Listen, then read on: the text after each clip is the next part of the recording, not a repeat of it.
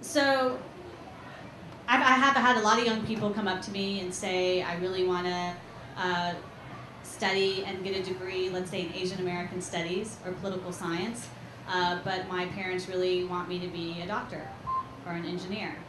And I think that it really is the immigrant mentality of what it means to have a secure position, right?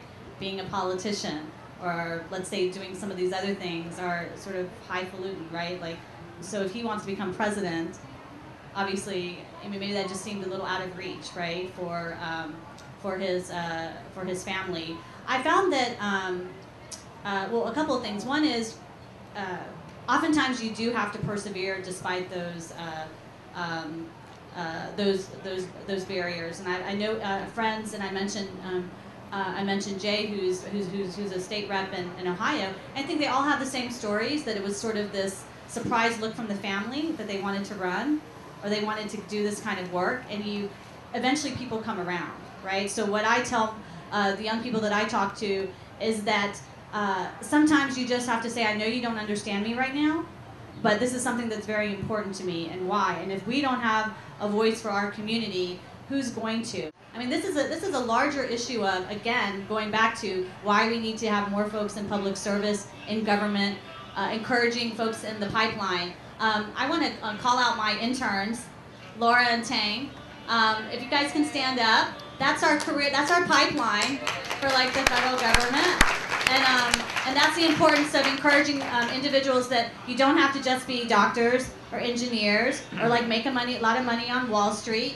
That there is, I really see the work that we do a part of having a huge impact and social change in this country, particularly in this administration. And so I think it's important that we encourage more young people to come into government. And I know there's a lot of interest to start a lot of different internship programs. I think what she's talking about is what, I don't know if you guys are familiar with what's called the bamboo ceiling. We know the glass ceiling, right? So the bamboo ceiling is the Asian American version of the glass ceiling. And that's because it's really about understanding different cultures and how people lead and how it's very different, and we shouldn't stereotype and say this is one version of leadership and it has to look like this, but that it's important to have diversity at the highest levels. And there is actually, through the Office of Personnel Management, they've started a diversity task force to address all those issues across government. So there is an interest, there is a commitment, but we're at the beginning of an administration, and we're hoping that we can really put some important strategies in place to really move the needle forward. But again, at this point, the initiative is just starting on that. Women like Helen Zia, Mari Matsuda, who's a professor now in Hawaii, women who are real fierce sisters, right? Just redefine what it means to be a leader, and are about sharing their experiences and their knowledge about the community and making sure, and they really are a huge inspiration for young people.